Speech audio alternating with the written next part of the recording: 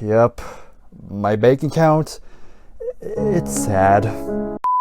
Welcome to Bryer's Music Showcase. I'm Bryer and welcome back to another video. And it's that time once again where I do my monthly CD haul, where I go through all the CDs I acquired throughout the month. This could potentially be the most I've acquired in a month.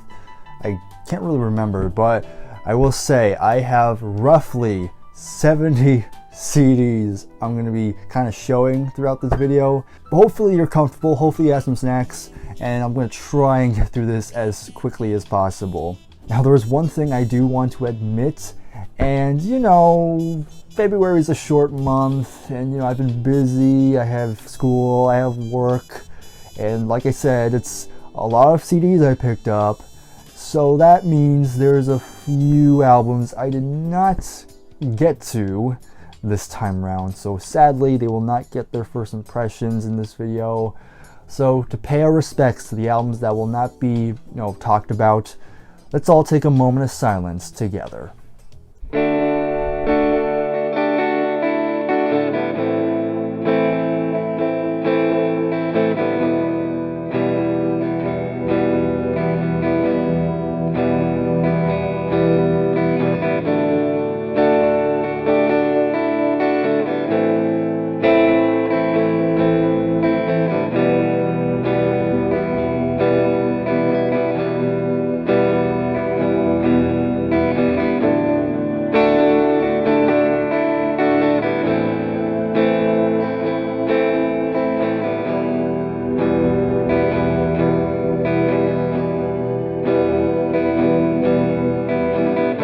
Now that I got that off my chest, let's get on with the video. If you enjoy these monthly CD hauls, please give it a like, subscribe if you are new, and in the comments below, let me know your thoughts on any of the albums I show, and let's jump right into it.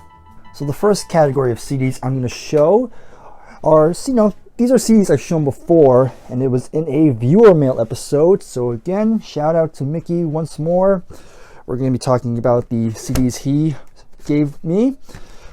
So quite a bit. Like I said, I think I said this before, but I think this might be his biggest shipment yet he's given me. And so some of these we're going to go by fairly quickly, especially these first ones I'm going to show. So the first one I'm going to show is this Kiss compilation. It's called Double Platinum. And again, there's not going to be much to say because it's just a greatest hits compilation. You have Strutter 78, which don't know why they didn't put the original. But you have Love Gun, God of Thunder, Hotter Than Hell, Deuce, Beth, Black Diamond, Rock and Roll All Night, the big songs we know. I mean, I don't mind having this, but, I'm more interested in the studio albums personally, but, if this is a quick way to get into Kiss, then there's that. So, there we go, that's the first one. Next one, it's kind of an oddball. We have Saturday Morning Cartoons Greatest Hits. And basically what this is basically a bunch of punk bands, alternative rock bands, grunge bands, just kind of coming together and covering a bunch of cartoon themes. You have the Ramones on here. Which one did they do? They do the theme song to Spider-Man.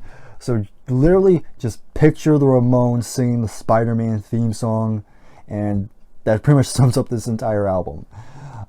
So yeah, it's interesting. Definitely something I will not play that often, but definitely adds color to the collection, if you will. And then after that, we have kind of another novelty thing. We have a Dr. Demento kind of compilation. Basically, it's just a compilation of songs Dr. Demento played on his radio show. It's just full of a bunch of comedy / novelty tracks. Apparently, there's a It's a 2-disc set, but I only have disc 1, so who knows, maybe one day I'll find disc 2 in the wild, but you will see. Again, not much to say on this thing, really. And then, now let's get into the actual albums here. So the first one is Linkin Park featuring Jay-Z with Collision Course. This is basically a compilation thing that they did in the early 2000s, and it's something.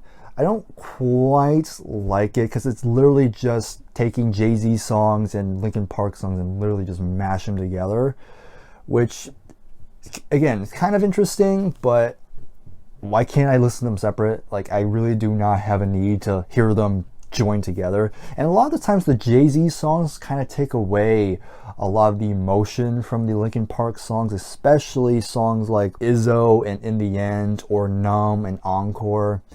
It just kind of takes away a lot of the power. If you have any thoughts on this, again, leave in the comments, but not really my thing. Now we have an ABBA greatest hits, or not greatest hits, it's a live album, but it has some of their big hits on it, of course. So it was interesting. I did do a little research on this, and the fact is it was actually not really authorized from the band. Of course, this came out when the band was already long broken up, and apparently they did some studio stuff. They added some synth drums on this that they didn't really agree with. But you know, aside from all that, it's still a very decent live album, especially for the fact it's technically their first live album they ever put out. But yeah, they have a good track listing. You have the big hits like Dancing Queen, Take a Chance on Me, Does Your Mother Know, Gimme Gimme Gimme, Super Trooper, Waterloo, and you know, other songs that you can probably think of that are on here. Yeah, very solid live album, and fine for what it is. And Mickey sent quite a bit of Santana. We have this live album. We have Sacred Fire live in South America. Very interesting. Again, the playing's pretty nice. And you know, again, it's the type of live album I don't really go for, because you know, it's fine, but overall it's just kind of chill. There's still some songs you recognize from the classic period, but you love newer tracks, and yeah, overall it's fine. But again, nothing really leaves that big of an impact. Same thing can be said about this one. This is Multi-Dimensional Warrior, and this is another kind of set, because I also did come with a DVD, which I do have in my background right here. I just kind of put it there. But yeah, same story. Again, good playing, but I don't know how often I'm going to go for this, honestly. Again, that's just a personal thing. And this is the last Santana that I have here. We have All That I Am, which is a studio album. I think when I first unboxed it, I think I assumed it to be a live album, but no, in actuality, it's actually a studio album. And it's very similar to stuff like Supernatural, where there's a ton of guest stars. Like you have Mary J. Blige, I hope I said that right. And then you have Steven Tyler, Will.i.am is here too, which was kind of interesting. And yeah, the charm of Supernatural doesn't really apply here. It's kind of more by the numbers, really. Again, not horrible, but again, nothing really that immediate or kind of memorable to me, but still, it's good to have some more Santana, so I'm not complaining too much on that. Alright, then we also have an REM album. We have Redestruction of the Fables. This came out in '85. And it's kind of nice to have some earlier REM. I do now have a few from the 90s, but it's good to see them this kind of somewhat early. And it's a very solid album. I did like it quite a bit. I do like that sort of jangle pop, kind of jangle rock sort of sound that they were doing at this point. And I don't have much else to say, but it's just a very solid album. So I did like it quite a bit. And this was interesting. This is another one where I assumed to be a studio album, but it's actually more of a rarity collection. This is called Dead Letter Office, and it just contains a bunch of like kind of either like B-sides or outtakes, and they all just kind of brought all here. So, and there's even a few covers on here, which kind of gives it away of what this actually is, because you have some covers like Toys in the Attic from Aerosmith, Pale Blue Eyes from the Velvet Underground, Femme Fatale also from the Velvet Underground, which is kind of interesting. But it's pretty nice. Some of the covers are pretty solid for the most part. Of course, not better than the original, but that's the way it is. So if you're an REM fan, and you can let me know your thoughts on this one, because I kind of liked it. But, you know, again, I don't know a whole lot about it. And now we move on to quite a bit of Bob Dylan. So we have Modern Times. This is a late period album for him. This is 2006. And it's fine, but the problem with this period of Bob Dylan is that the songs are a lot more mellow Nothing really jumps at you, nothing immediate. And you know, his voice is okay. Definitely better than the Christmas album he did around this time. But, you know, songs are kind of long. It's kind of slow moving. It's kind of whatever. Once again, not bad, but not something I'll go back to that often. But this one is kind of interesting. I did quite like this one. We have the 30th anniversary concert celebration, which is just a kind of a concert where a bunch of artists came together to celebrate Bob Dylan and his influence. You have a lot of guest stars on here, and it is kind of nice, you know, all these people coming together, give Bob the respect he deserves for, you know, songwriting and just his influence. So it's definitely worth checking out. You have some pretty good guests, you know, George Harrison, Tom Petty, Roger McGuinn, of course. I mean, it would be weird if Roger McGuinn was not there. Ron Wood, Eddie Vedder, Lou Reed, Stevie Wonder. Really, really cool selection they got here. But yeah, definitely worth seeking if you're curious. And then we have a Bob Dylan live album. We have Real Live. This came out in the 80s, and it's a pretty decent live album. Again, nothing amazing, but it has some of the songs, the big songs. You know, you have Maggie's Farm, you know, Tangled Up in Blue, A Ballad of a Thin Man, Girl from the North Country. You know, 10 songs produced by Glyn Johns, which is interesting. But yeah, nothing amazing, but still, it's fine. But this one was kind of cool. It was actually kind of cool, kind of nice. I was able to get this. We have part of the bootleg series. This is volume 6, and this is basically live 1964 at the Philharmonic Hall. And it's pretty cool to hear Bob kind of early on. Of course, this was just before he would go electric. So it's a nice little time capsule. So it's definitely worth looking into, especially if you love the more folk-driven era of Bob Dylan. You might definitely enjoy this one. So this is definitely a nice addition. And we go ahead, we get to the Beatles with Love. Again, I know someone told me what this was for, but once again, I think it was for a stage show originally, if I remember correctly.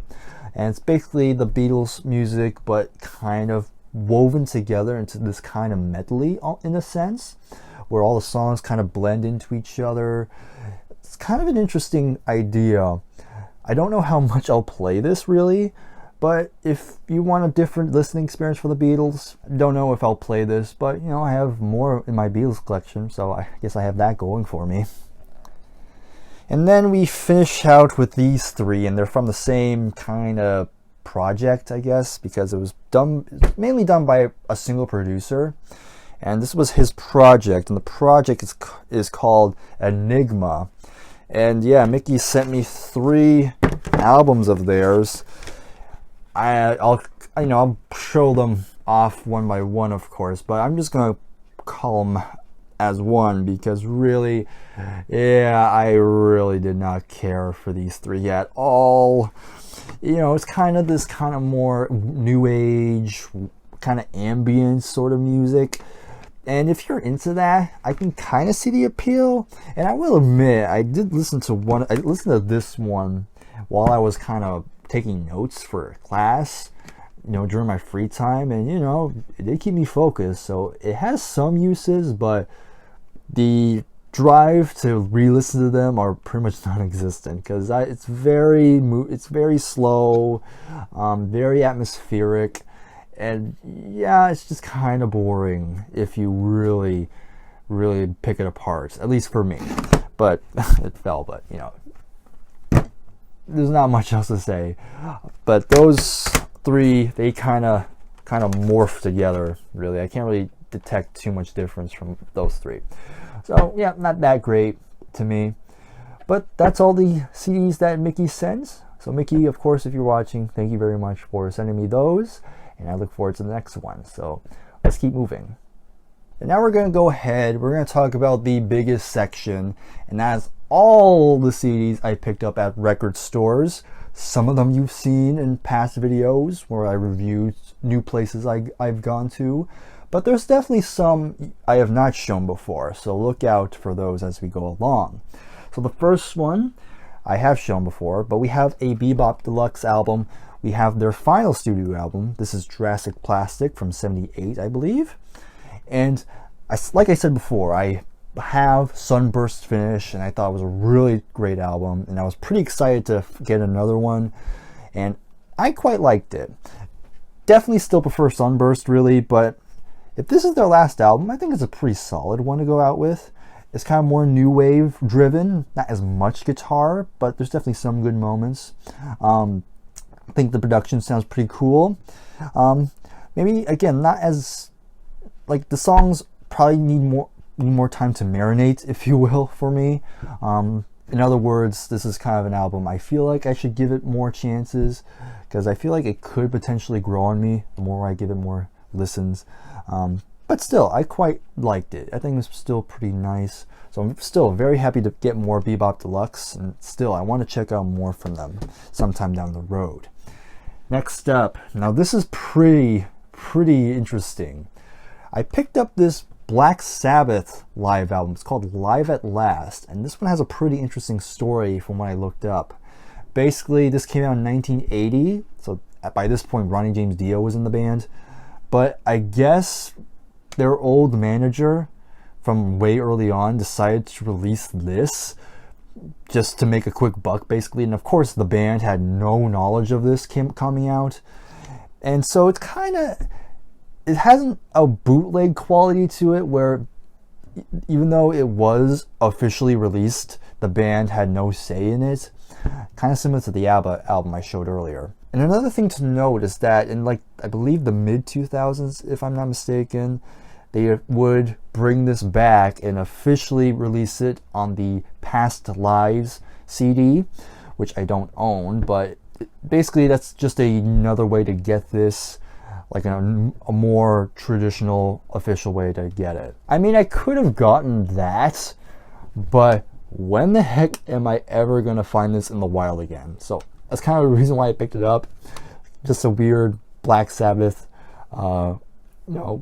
tidbit or a footnote in their discography. But the album itself is pretty good. I mean, the audio quality is not that greatest, but I still think the playing's top notch. You know, you have Tomorrow's Dream, Sweet Leaf, Killing Yourself to Live, Cornucopia, Snowblind, Children of the Grave, War Pigs, and an 18-minute, almost 19-minute version of Wicked World, which is just basically a jam session. And then you finish out with Paranoid. And, you know, the recording, if I don't think I mentioned, but this was during a Ozzy era. Yeah, if you're a Black Sabbath fan and you stumble upon it, I mean, hey, you might want to get it, because it is, if you especially want to get of the more bootleg stuff. But still very nice. I'm very glad I got it. Now we have David Bowie. We got Hours. This came out in 1999, the same year I was born. And this was basically him kind of returning to a more pop-ish sort of sound, because he was experimenting with electronics stuff and kind of somewhat going back to basics, if you will. And I liked it. I do think I do need to give it more listens, because I like it, like I said, but still, I don't love it. It's kind of somewhere in the middle. There's some nice songs. Thursday's Child, Something in the Air is pretty nice. 7 was okay. But yeah, nothing that made me love it on first listen. But who knows, it could change as we go. But still, it's nice to keep the Bowie collection going. And I was very fortunate to find this next one. We have Budgie, and this is their second studio album called Squawk. Album cover done by Roger Dean, of course, which is another reason why I wanted to get it. But yeah, I have a few Budgie albums in the collection now, and I'm very happy to have this one. And this is a pretty strong album. I really like it. Very heavy, and you know, the bass work has this very dark tone. The guitar work is great, and drumming's pretty solid. You have songs like Whiskey River, Rocking Man, Make Me Happy. Then you have some oddball titles like Hot as a Doctor's Armpit. Okay. Drugstore Woman's good, Stranded. Yeah, it's a nice kind of early 70s hard rock, kind of heavy metal almost in a sense. Very good band. Still, want to check out more of Budgie. I know a couple of my friends are going to be very happy I got this one. Shout out to Nick and Jacob. We have Johnny Cash at Folsom Prison. And I felt like I just had to get it because it's a pretty remarkable album. You know, not just for Johnny Cash, but just in general of terms of live albums. Because you see this a lot in like best live albums ever recorded. And yeah, I just felt like I had to get it. Now I will say, I've said this before, I'm not the hugest country fan, but that said, I did find myself enjoying this one quite a bit. I'm not going to say I love it because, again, it has, me and country, I need to be in the right mood for it. But, you know, I do enjoy it. I like the kind of the atmosphere throughout the album. You know, Johnny has some nice witty remarks throughout the whole thing. And the song itself is really good. And yeah, it's a nice live album. Definitely glad I got it. But yeah, not much else to say, but thumbs up. Now I picked up 2 albums from this female artist. We have Cher. We have her self-titled album from 1985. And then I also picked up the following album. We have Heart of Stone from 87. So this is during a period of Cher where she was starting to move away. You know, Cher's gone through many changes throughout her career, and this particular period, she decided to go in a more hard rock, arena rock sort of phase. And I'm gonna be straight up, I really dug these 2 albums. I think out of the 2, I greatly preferred this one personally, but this is still pretty solid. You know, Michael Bolton was involved in production, and I know he wrote quite a few of the songs on here. You know, you have Desmond Child, who was another famous songwriter, producer. Even John Bon Jovi is credited in here, which is kind of interesting. But still, strong album. But like I said, Heart of Stone is my favorite of the 2. It was especially a big shock. I liked it way more than I thought I would because it has a great, it's 80s sounding, but the hooks on here are great. And I thought Cher does a really good vocal performance throughout, and just some really great catchy songs. Of course, this has the big hit, If I Can Turn Back Time, which is great. But I also really love songs like Just Like Jesse James, You Wouldn't Know Love. That's probably my favorite song on here, and that's technically a Michael Bolton cover. And I actually prefer Cher's over Michael's, honestly. That's just me. Still in Love is really good. Emotional Fire is great. Starting Over, which is another Michael Bolton penned song, but also credited to Jonathan Cain from Journey, who also co-wrote this song. And you even have After All, which is, I guess it was for a movie called Chances Are, which is a duet with her and Peter Cetera, which is also really nice. But yeah, definitely a big surprise from this haul. Really enjoy this one. Yeah, I might try out more Cher maybe. Okay, and I picked up some more Chicago, and I didn't just get 1, I didn't just get 2, I didn't get just 3, I got 4 Chicago albums in the collection now. So my Chicago collection has definitely grown quite a bit in recent time. Just had to rearrange it for a sec, but let's quickly showcase some real quick. We have Chicago 7, also known as the Gold Album. Then we have Chicago 8 with a nice red bird on it, which I think looks kind of nice. I like the design of it. Then we have Chicago 10, also known as the Chocolate Album because it's basically a chocolate bar. And then finally we have Chicago 17, so big jump.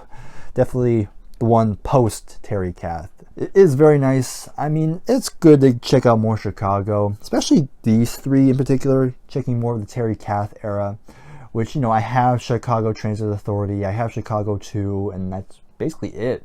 Of the 4, I think my favorite would be Chicago 7, or yeah, this is 7, yeah? Chicago 8, sorry.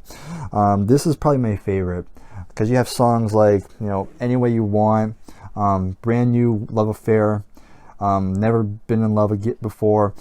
Then you have Hideaway, which is a really great heavier track on there. I really like the guitar playing. Harry Truman, Old Days. Just a very strong album. Really dug this one. But then also some albums like this, Chicago 7, very great. Definitely the most jazzy of all these four, but still really cool. Really dug those quite a bit. And then you have Chicago 10, which is probably my least favorite of the four, honestly. There's still some good songs like, you know, If You Leave Me Now, which is great. Once or Twice is pretty solid. Scrapbook's okay. Hope for Love. But there's not as many songs that stood out, but still, I still think it's pretty okay. And then we have Chicago 17, which, you know, it's an 80s album. Obviously, the more jazz fusion stuff is completely gone. It's purely a pop album, a pop rock album, if you will, soft rock. But hey, I'm a sucker for that sound, so I really don't care. I still enjoy songs like Stay the Night, Hard Habit to Break. Then you have You're the Inspiration, which I love. First time I heard it was from You're the Inspiration. Once in a Lifetime is another standout track. But, you know, I get it if you're not into this era of Chicago, but I grew up with that. So, there's that. But like I said, awesome to have more Chicago. And then I also picked up a Neil Diamond album. We have Sweet Caroline. Funny enough, this actually came out under a different name when it first came out. It was originally called Brothers Love's Traveling Salvation Show. And of course, when Sweet Caroline became such a massive hit, they kind of repackaged it and retitled the album. So, this is my first Neil Diamond album proper, because I had a compilation for a long time. So it's nice to check out a little bit more of his studio albums. And I thought it was pretty good. I thought it was pretty strong. You know, Brothers Loves is a great opening song. Dig It, it's pretty good. Glory Road is alright. But of course it has the big hit, Sweet Caroline, which, you know, who does not get happy when they hear that song? That's another song where if you say you don't like that song, there is something wrong with you. Like, where's your heart, man? But in any case, but still, solid album. Maybe you'll definitely want to check out more Neil Diamond as we go. Next, we have Foreigner. We have Inside Information, you know, mid-80s Foreigner. And of the Foreigner albums I have now, yeah, it's my least favorite. You know, there's still some nice songs, like I still really enjoy Say You Will, which was a single, which I think is really good. You know, Heart Turns to Stone is a strong opening song. But for the most part, the album, there's some nice songs, but other songs are kind of in one ear, out the other. It's kind of middle of the road. So again, not much to say, but definitely a weak Foreigner album, in my opinion. And then we have some Hearts. We have Magazine, which, depending on who you ask, this is either their second or their third.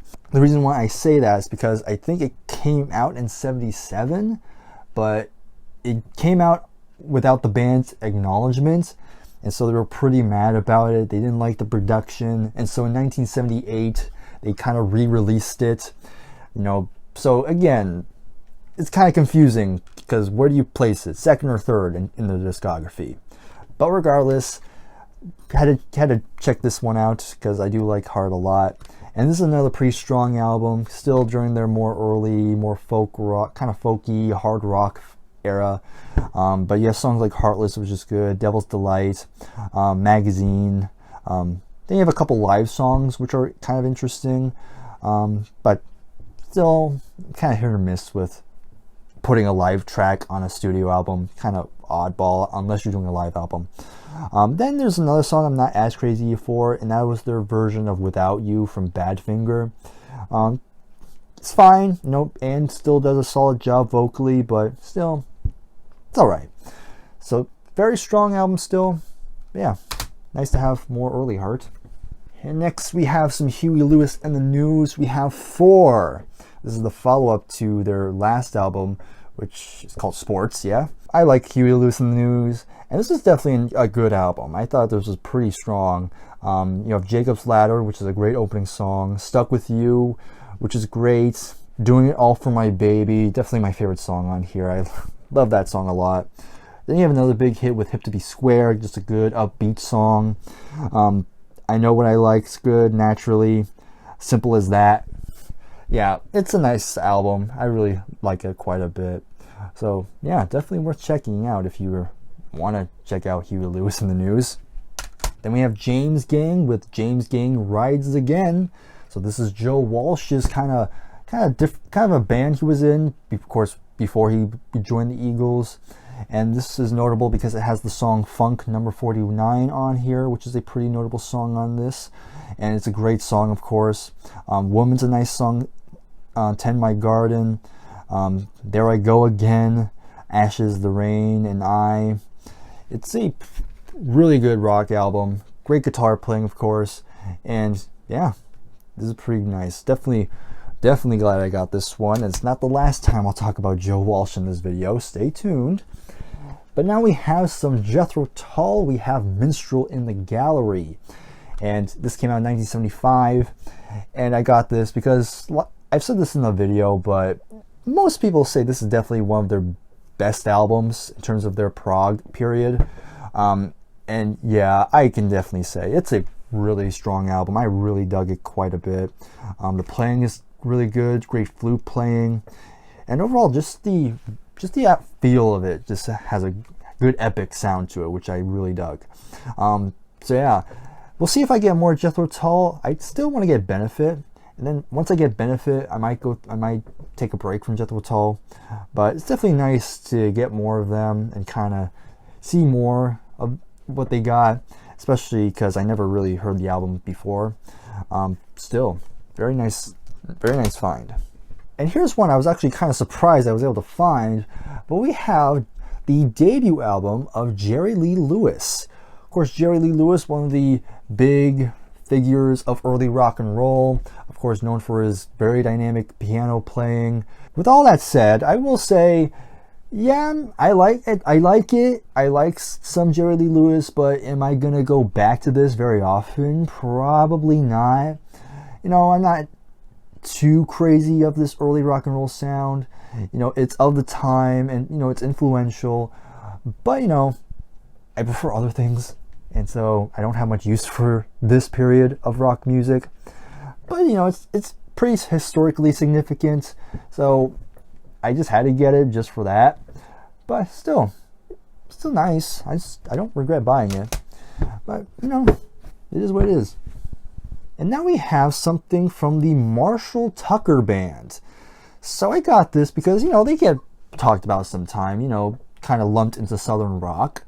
And when I first played this, I will admit I was a little disappointed because it's mostly country rock, which I don't mind it, but I guess I had the expectation it was going to be something like, you know, like Lynyrd Skynyrd or Molly Hatchet. But there are moments where it does sound like it a little bit, but for the most part, it is at its core country rock mostly. Which, if you like country rock, you might like this a lot more. But yeah, I was just expecting a bit more heaviness to it. But there's still some good songs. This is another example where they put a live track on here. But I will say I did quite like the live track, and one of their big songs is called Can't You See. I think that's a really good song. And apparently, this is the second time it would appear on an album, because I think Can't You See appeared on their first album, but I guess they brought it back here for some reason. But still, it's a good song. I really think it was a nice closing number. But overall, it's fine, but again, I guess I had my expectations a bit too high. And then we have Richard Marx with Repeat Offender. So I got this because it has Right Here Waiting, which is a great ballad. Again, sucker for ballads. And, you know, there were some good songs on here. Like, probably the song I actually really enjoyed was the song Angelia. I think it's a really good song. But then from that point, you know, the songs kind of get hit or miss. Some songs are pretty strong. Other songs are kind of like, it's alright. It's kind of whatever. So, I'm not sure if I'm going to check out any more Richard Marx, maybe. I think this is all I'll need.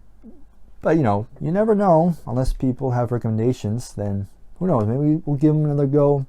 But aside from, like, the more catchy songs, it's kind of down middle of the road. Now we have Meatloaf with his second album, Dead Ringer. So this came out at a point where Meatloaf was pretty much MIA after Bat Out of Hell, because he was going through like drug problems and some mental health issues. And so after quite a long time, or in 1981 I think, he finally released this one. And, you know, of course, because of that long gap, by that point, Meatloaf's style is kind of not really that popular.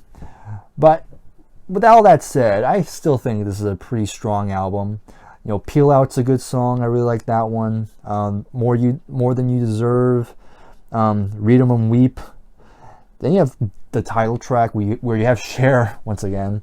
A lot of Cher in this video, but that's a great song. I really enjoy that one too. And you know, Meatloaf's vocals, you can definitely tell they're not as strong as Bad Out of Hell, but I think it's still good for what it is. So definitely nice to have more Meatloaf, and yeah, definitely a nice find.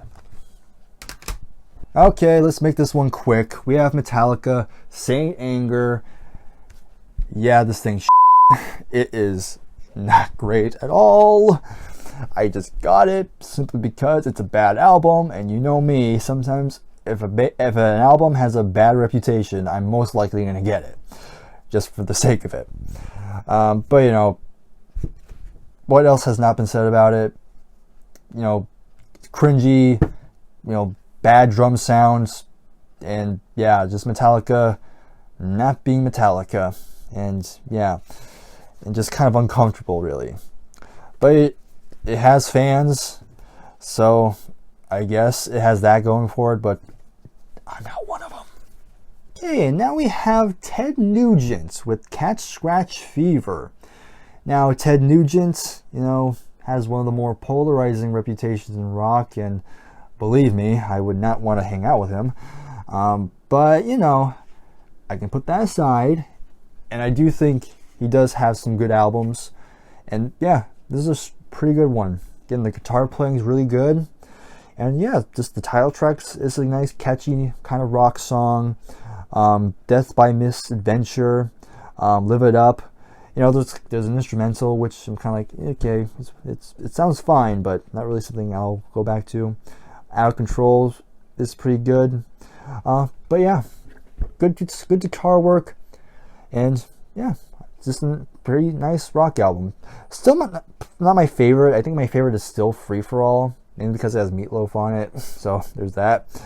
But still quite dug this one quite a bit. And now we have Pat Travers Band with Crash and Burn. Now I've heard Pat Travers, his name gets thrown from time to time, and I saw this. I'm like, yeah, might as well give him a go. And yeah, another album I really liked. Again, great guitar playing, great drumming, because you have Tommy Aldridge on here, and his drumming is really top notch. Yeah, when it's hard rocking, it's really good. But then you have songs like Is This Love, which is a Bob Marley cover.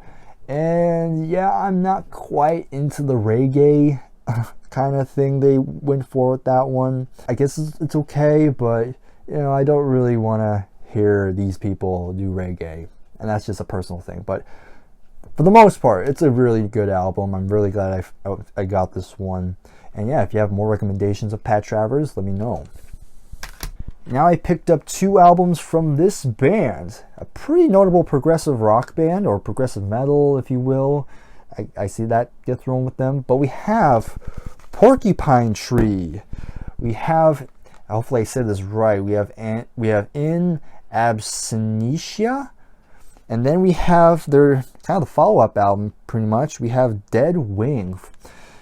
Now, I've heard Porcupine Tree get mentioned, and I've always wanted to check them out, but for some reason it's took me a long time. But lo and behold, at a record store, I found 2 of their albums.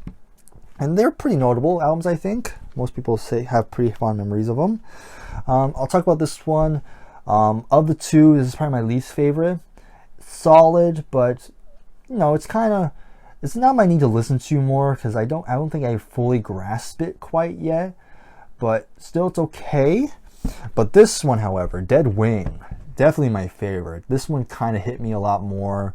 Again, the production's great, really like the playing on here, and just yeah, some great different parts, different great sections throughout. And yeah, I definitely do want to check out more Porcupine Tree, because they're pretty fascinating. I know Steven Wilson's a pretty notable figure, and then I know he has a solo career too, so maybe we'll check out that at some points. But still, still nice to check out Porcupine Tree. Good to get them off, check them off my list of bands to check out. Now we have Prince, we have Parade. Now this is an interesting one because it's technically a studio album and also a soundtrack too, because he made a movie called Under the Cherry Moon, which I heard is not that good. But you know, it is what it is. And it's an okay album. You know, you have big songs like Kiss, which, you know, that's a nice song. But everything else is kind of hit or miss. Some songs are pretty good, but other songs are kind of like, kind of boring. Not really my thing. But still, it is what it is. Not bad. But then we get to this one. Now, I have an interesting story of this next one. We have Sign O' the Times. So this is the follow-up album, basically, from Prince. And you can see it's on 2 separate jewel cases because it is a 2 CD pack. And the funny story is that when I was at the record store, I found this. And at first, I didn't think much of it. But after really looking into it, it clicked that it's actually a 2-disc set. And so I only found disc 1. And thankfully, I found disc 2. But the record store had them each priced separately. So both were pretty much $6. Thankfully, when I did go to the front desk, I told the clerk about what happened, and thankfully I didn't have to buy for both. They only charged me for, like, I don't know, disc 1 or something. So I only paid $6 for both. So there you go. If you encounter stuff like that, don't be afraid to speak up. But back to the album. Yeah. Of the Prince albums I picked up, this is a really good album. Very much stronger. I think I do prefer disc 2 personally, because I think the songs there were more immediate. But disc 1 still has some standout moments too. So definitely a nice Prince album. And yeah, definitely I need to check out more Prince. I definitely want to get more, because again, the only problem is that he has a big discography, so we'll see. Hopefully we'll get more of him soon. Now we have Queensryche. We have Promised Land. And this is post-Emperor. This is the follow-up, I should say. And I didn't know what to expect because, you know, usually their debut up to Emperor is like their classic period. And now we're getting to this weird period where they're kind of, you know, they're still pretty notable, but definitely not going to have as many hits. And that said, I still think it's a pretty nice album. You know, songs like I Am I, Damaged. I really enjoyed Bridge. I think that's a really strong song. Lady Jane's is nice. The title track's pretty cool. Overall, it's a pretty strong Queensryche album. Again, not my favorite. It's probably my least favorite Queensryche album I've heard so far. But, you know, it is what it is. And, yeah, I'm pretty happy with it. Like I said, I have more REM. We have Document. And I got this because it has the big hit, It's the End of the World as We Know It. That's a great song. Again, I kind of talked about this already when I talked about them earlier, but again, it's kind of a similar vein, that jingle pop, jingle rock sound. Sounds good. I like it. Yeah, still very nice to have more REM. And we'll see if I get more. I don't know if I'll get more. We'll see how I feel. But, you know, never say never. All right, and now we have the Rolling Stones with Undercover. Definitely one of their worst album covers, period. And the album itself doesn't fare much better. It's kinda, I guess maybe Undercover on the Nights is okay. Is there anything else that comes to mind? Not really. You know, it's kind of a new wave, but it's just kind of goes nowhere to me. Is this the worst Rolling Stones album I've heard thus far? There's potential in that, but still growing that Stones collection. So, yay. And here we have Diana Ross, and this album is called The Force Behind the Power. It came out in 1991. And really, again, this is another one of those cases where I only got it for one song, and that is the last song, If We Hold On Together, which is the song that plays during the end credits of the original Land Before Time, and I love that song to death. And so it's good to have it on CD finally. That said, the rest of the album is actually pretty strong. It's kind of R&B focused mainly, but I really like the sound, and Diana Ross has a great voice, goes without saying. And there's some really catchy numbers on here. So it's definitely worth checking out, I think. I'm not saying it's going to please everybody, but I had fun with this one. Not much else to say. Again, pretty straightforward, but I love Land Before Time, so had to get it. And now we have Medusa by Trapeze. And this is one I got fairly recently in my most recent record store pickup video. And I'll kind of recap. Of course, this is the album which has Glenn Hughes. This is the band he was in before he joined Deep Purple. And you have also Mel Galley, who would join Whitesnake, and Dave Holland, who would eventually join Judas Priest. This is a great hard rock album. This came out in 1970. They also released their debut album in 1970, and from what I've heard, their debut album is kind of them still finding their sound. But by the time they get to this, it's like they are hitting their stride right off the gates. Really, the playing on here is great. It's basically a power trio, as I just described, and it sounds really good. Good guitar work, the bass work is funky at times, drumming is very solid, and Glenn Hughes' vocals just really, really top notch. There's really no song I did not like. I think it's all pretty good. It's definitely worth checking out if you're into hard rock, kind of early hard rock, 70s hard rock, I should say. And if you want to check out more Glenn Hughes, this is it. This is the way to go. Next, we have Vampire Weekend with their album Father of the Bride. I know my friend Scott has checked out a bit of Vampire Weekend, and this is more of a later album. This came out in 2019, but I heard the name. I do know one song from them, and I decided, why not check it out? Let's see how I feel. And I like it. Again, I don't love it. This might be another one where I need to listen to it some more. But there are some nice songs that were pretty nice. Kind of a indie, has a somewhat of an indie pop sort of feel, which I do like. Vocals were pretty solid. There's some good hooks here and there. But there are some songs that were kind of, okay. But yeah, it's still pretty nice. Yeah, I still want to check out more of them. I know I still need to check out some of their early stuff. That's probably one I probably want to try and get next. But at least I got a start. And now we have two from this band, and it's a band I've strangely enough been talking about them quite a bit in recent time. And that band, of course, is Vannegraaff Generator. First up, we have Pawn Hearts, and to many it's their biggest album. And the other album I picked up is called God Bluff. And the reason why it's not rotating is simply because if I did have it rotate, you would see a bare-chested woman, and I do not want this channel to be taken down, so that explains it. Alright, moving on. So talking about Pawn Hearts first, and what I've heard, it's usually most fans' favorite, and yeah, I can see why. I think, this is my favorite Vannegraaff Generator album right now. Only 3 tracks, but it does not skip a note.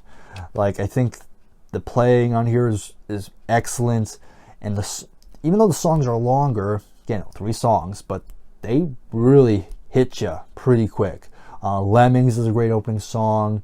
Man Erg, good follow-up song, and then you have the long 20-minute epic, the Plague of Lighthouse Keepers. Really cool. Really like all the different sections on here, and I think Robert Fripp actually guests on a couple on the album as well, which is cool. I really dug this one a lot, and I also dug God Bluff quite a bit. Of course, this album came out after a period where the band basically broke up. I think it was after this. I could be wrong. Not too familiar with the history, honestly, but this is basically their comeback album. And this is another one I dug. There's a lot of angst on this one, especially coming from Peter Hamill's vocals. sounds like he has a bone to pick, which is kind of fun, honestly. Again, I don't like it as much as Pawn Hearts, but I still think this is pretty strong. Only 4 songs, but still, I think it's pretty good. I like it quite a bit. So, there we go. More Vanograph in the collection. Is this going to be the last one I'll pick up for a long time? We shall see. Okay, and now we have just some maybe obscure, but if you're a Kiss fan, you may know this person. This is their side project that they did after they left this pretty notable band. The guitarist is named Vinnie Vincent, and this is his kind of side project he did called Vinnie Vincent Invasion. This is the second album called All Systems Go. So I heard a bit about Vinnie Vincent. I know he has a pretty interesting reputation. But I picked this up solely because, you know, why not check out more of him? Of course, he was in Kiss for a time, but then he left pretty quickly. And there's a lot of stories behind Vinnie Vincent, known for his very difficult kind of working relationships with people, and just an odd person in general, which, you know, kind of it is what it is there. Overall, slightly disappointed. The guitar work is good. I mean, there's no denying Vinnie Vincent's a great guitar player. The big issue I am not really that huge on the vocals. Vocals were kind of hit or miss. Sometimes it was okay, but a lot of the time it was kind of grating. It was giving me somewhat Motley Crue vibes, which I don't know if that's a hot take, but yeah, the vocals just weren't really doing it for me. You know, it kind of has a hair metal vibe, which is not bad, but yeah, it's kind of whatever. Didn't really impress me as much as I thought it would. But then again, who knows? I know they have a debut album. Like, maybe the debut is a lot better. Again, you can tell me that in the comments if I should check out the debut instead. But we'll see how it goes. And the final CD I picked up at a record store, not the final CD I picked up, but the last one from a record store. And that is Joe Walsh with But Seriously Folks. So I talked about James Gang before, and now we have Joe Walsh solo. Alright, yep, another good album. Over and Over, it's good.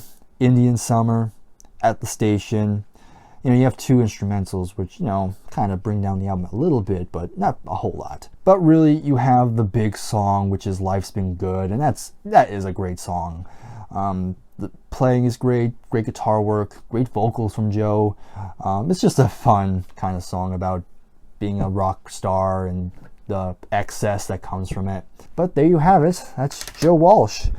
Yeah, he's been really impressing me with his solo stuff. I definitely will keep an eye out for any more.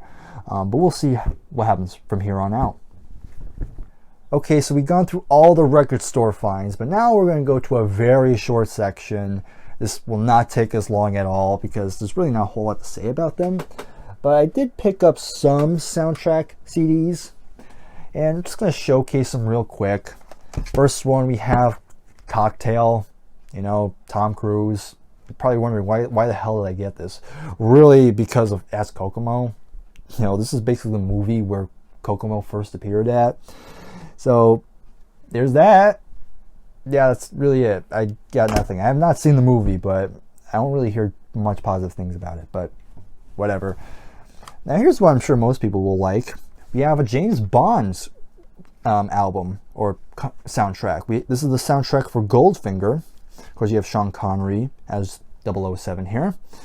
But yeah, definitely nice to own. Very nice to find a James Bond. I don't know how often I'll play it, but you know, the fact that it's James Bond, I think it's worth having.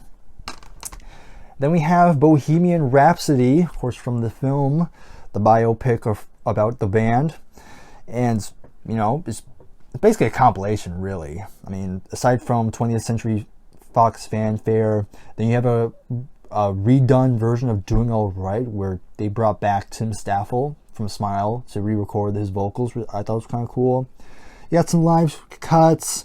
Then you have some of the Live Aid stuff, which I'm still complaining that they left out. Crazy Little Thing Called Love and We Will Rock You. Definitely still think they should include them. But you know, whatever. But then again, that's about it. Not much to say. Again, it's just adding to the Queen collection.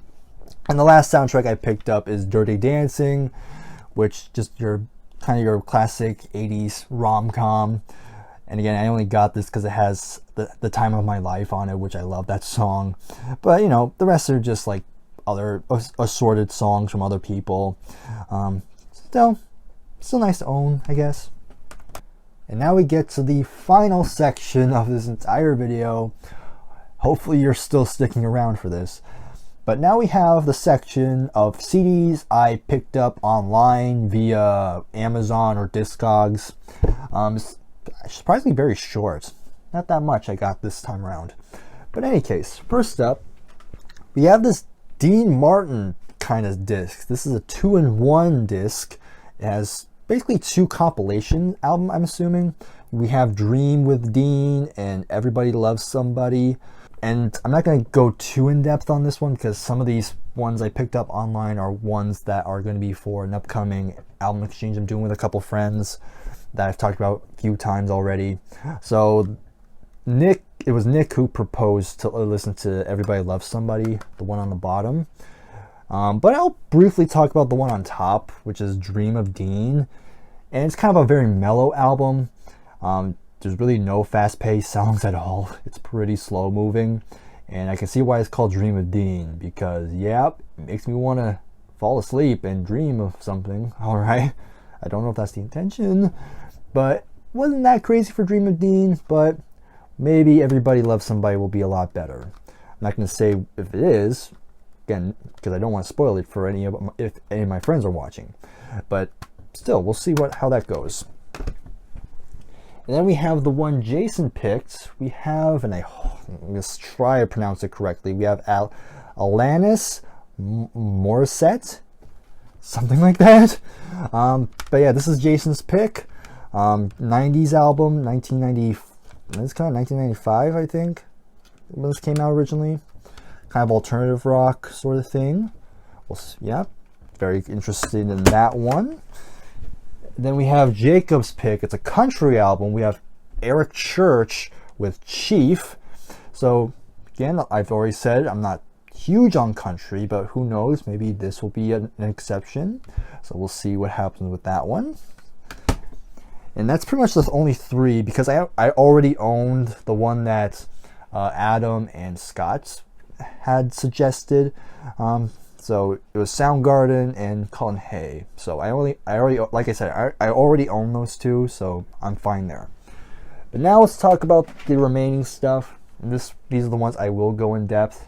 First one, these next 3 are basically stuff I've actually recently showed because hopefully if you've already seen my Deep Purple Mark 1 video. If you've watched that one, I want to thank you for watching it because I put a lot of work into that one, and from what it looks like, it's paying off fairly well. So again, thank you. But in that video, I mentioned some of the projects that Nick Simper and Rod Evans did after they left Deep Purple. So we'll talk about Nick Simper first. We have Warhorse.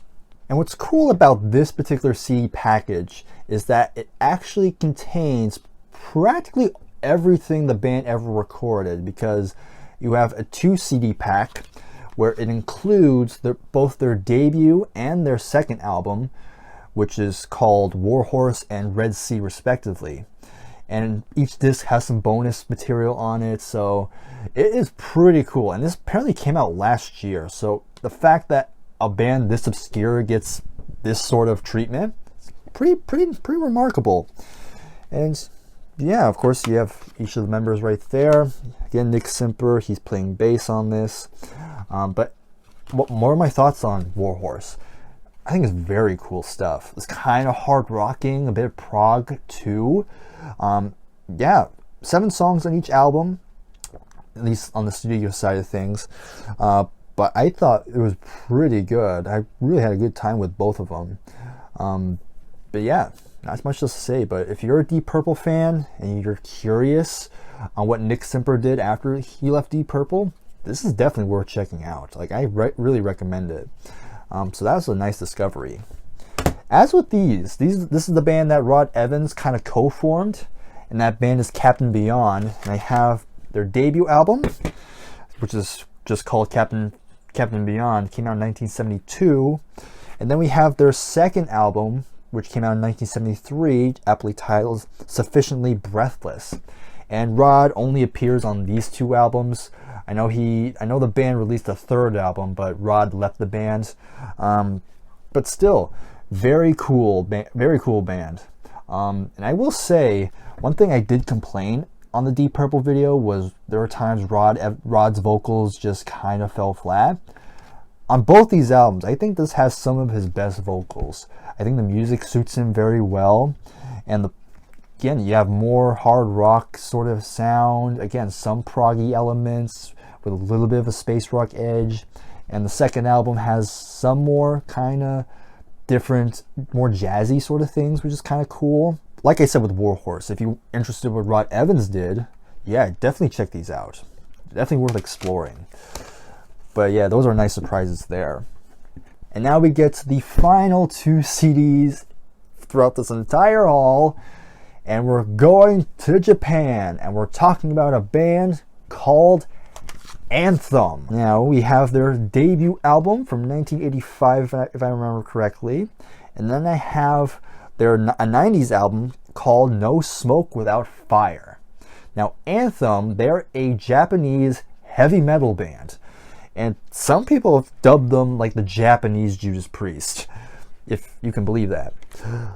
And Anthem are a band I've been meaning to check out because I've heard about them. You know, they're a heavy band and, you know, Japan. So I was definitely curious and I would definitely want to check them out. And I've heard snippets, and based on the snippets I've heard, it really enticed me. So I'm very excited to finally own these, and they did not disappoint.